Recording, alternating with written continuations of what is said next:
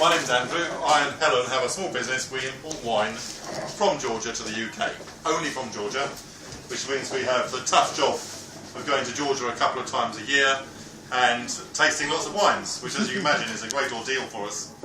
Do have a look at the bottle as it comes round. I think I can show people this. The wine you're getting is from a grape variety called Urquell. And in Georgian, Urquell means a horn, and Țiteli means red. This grape actually is the most widely grown white grape in Georgia, over most of eastern Georgia. And it also grows, it can grow in lots of other places as well. So in fact, we have in our home in Epsom some Urquell vines, which have given us a good harvest of grapes this year. So you can just about grow them in the UK. I think they may be the only Urquell vines in the whole of the UK, since you're not supposed to bring them in, but somehow Helen snuck them in. It's worth having a look at the top of the script. Now I'll tell you a bit about Georgian geography. Sometimes people say to us, is Georgia part of Russia? Well, no, it's not at all. And in fact, if you look at the script at the top, that is the Georgian script that says Urquell, and it's quite unlike Russian script. I don't know if you've seen Russian. Russian looks more like a cross between the Roman and the Greek script. Georgian is, not only is it unlike the Russian script, it also predates the Russian script by 1,000 years. So Georgians are immensely proud of their literary heritage. They've got some epic poems written around 13th, 14th century. The Knight in the Panther Skin is the most famous, and everybody learns it at school. So this is an island of ancient culture. Georgia is the most ancient winemaking centre in the whole world. Archaeologists have found winemaking equipment there from 6000 BC. They've been able to analyse the seeds of the grapes they've found, do DNA analysis on those. There's a centre in Tbilisi where they do this. And they've analysed the grapes, and the DNA of the grapes there are essentially Urquell. So you are drinking now a piece of history, the oldest grapes known to mankind. So you might want to swirl it around and have a bit of a sniff on the nose. Would you like, Nicholas, how much do these sell for? This one sold for £11.95. Yes. £11.95 for a bottle, bargain at the price. You can give that a little bit of a sniff, and you might smell some orangey or peachy notes on the nose.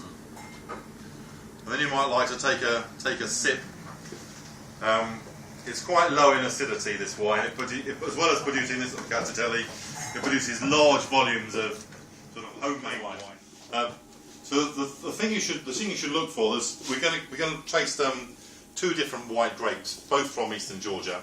There's this one called the Urquell, and what you'll find is it's an easy drinking, glugging wine. There's a bit of a peachy aroma, some say slight bit of orange aroma on the nose. But they tend to mix it with Mzwane. Mzwane is a grape that's much more acidic and has more of some appley notes, and they blend them together, and that makes Georgia's best known white wine, which we're coming on to next, a blend of those two grape varieties. The way in which we have got grapes is that the Phoenicians brought grapes from the Caucasus to the Fertile Crescent around the Tigris and Euphrates, and then over to what is now Lebanon. And the earliest part on the Mediterranean where grapes are found is in Lebanon now. The Romans and the Greeks then carried it around the Mediterranean and carried it over to Italy and France. So the Georgian wine culture is much longer history than any of the wine cultures in Western Europe. It's very brown.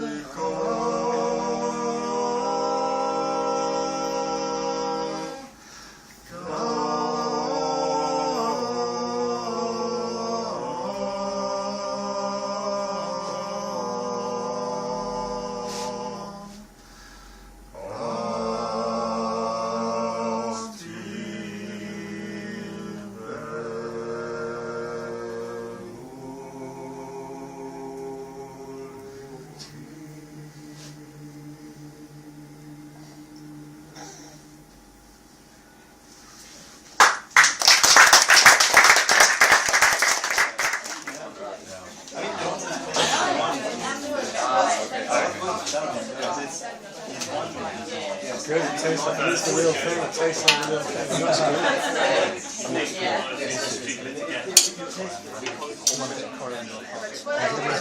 You get these quantum physics guys who invent the theory. If you're used to a Shiraz, something like that, the Saperavi grape is also pretty high in tannin, which means that if you drink the fresh wine from Saperavi, as the Georgians do, it's to our taste it seems quite rough. But this has been allowed to mature in oak barrels, and is it 2007? This is 2005. This one. 2005 vintage. So this has been aged for quite a long time, and that's given it a good chance for the tannins to recede a little bit, and it becomes a much smoother drinking wine. It's worth giving it a good sniff. The Saperavi has a really strong, fruity, almost cherry odour that comes with it. It's one of the most fragrant red grapes. And pull it out and dry it up, and it makes a nutritional stack which is called Georgian, and it's slightly sweet. This is the sort of stuff your Georgian shepherd puts into his pocket of his tunic when he goes out for the day, and munches during the day to keep him going. So it's a great sort of semi-healthy nutritional snack, which is for sale by every roadside corner. You've got little old ladies selling their homemade Georgian. Now Nicholas has apparently got this for me, but what I'm going to do... Georgian wine off me. Just got back from Georgia, so he thought, give it to me. So what I thought I'd do is actually divide this into lots of pieces so you can all try a bit. And you can try it with the wine. Now the wine, has we got a knife? Something like to do. Brilliant, that's all going to be done for us. The wine you have now is a semi-sweet red. Let me tell you a bit about that. Firstly, I could explain how the semi-sweet reds occur.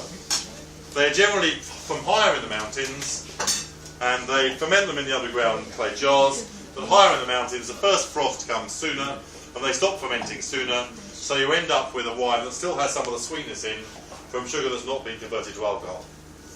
Now nowadays, in the modern wine factories, there are several wines which are claimed to be Stalin's favourite. Now, you probably think of Stalin as a Russian guy, but his original name was not Joseph Stalin. His original name was Josip Jugashvili, and the Shvili tells you it's Georgian. Actually, his mother was Ossetian.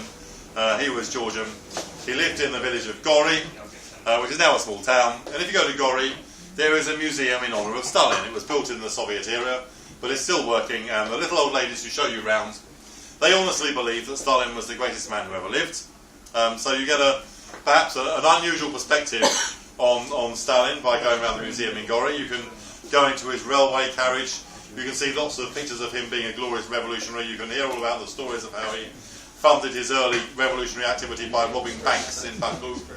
And you get shown around and you have almost reverential silence, no messing around. It's like going into a church or something. You have to be quiet and respectful while these old ladies tell you about the great Stalin. And Stalin's favourite wine was supposedly Huanchkara, which is the one you've got there. It's also one of the hardest sounds to say in Georgian. You see it written on the side of the bottle. This is actually not from...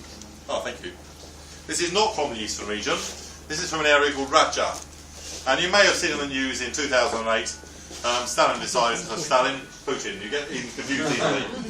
Putin decided that a good idea would be to occupy South Ossetia, a region of Georgia, which he did.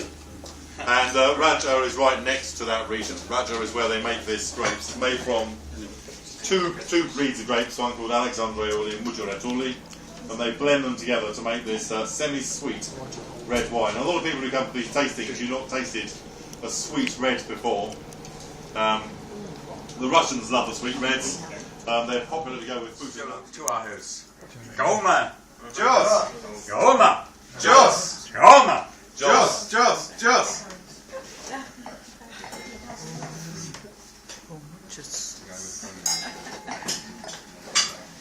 Wow. They're crazy.